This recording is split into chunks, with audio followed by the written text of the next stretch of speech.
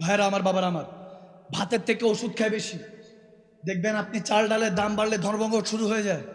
এগুলো নিয়ে কেউ বলার নাই।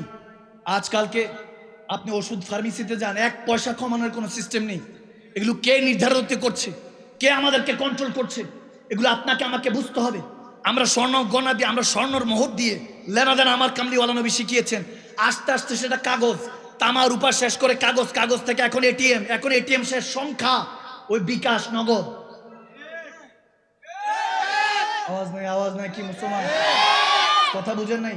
মোহর, স্বর্ণের মোহর থেকে লেনাদেনা শুরু, কার প্লাস্টিক, প্লাস্টিক শেষ হয়ে এখন সংখ্যা। এগুলো বুঝেন? গভীর ষড়যন্ত্র চক্রান্ত চলতেছে এই মুসলিম উম্মার জন্য। তারা আমাদেরকে জানে, জানে আমরা যারা মুসলমান, কখনো কসম করে বলছি, তলোয়ার হাতিয়ার উঠায় নাই ইসলামের জন্য, আমরা হাতিয়ার তুলি নাই, আমরা মনুষ্যত্বের জন্য, মানবতার জন্য হাতিয়ার তুলেছি।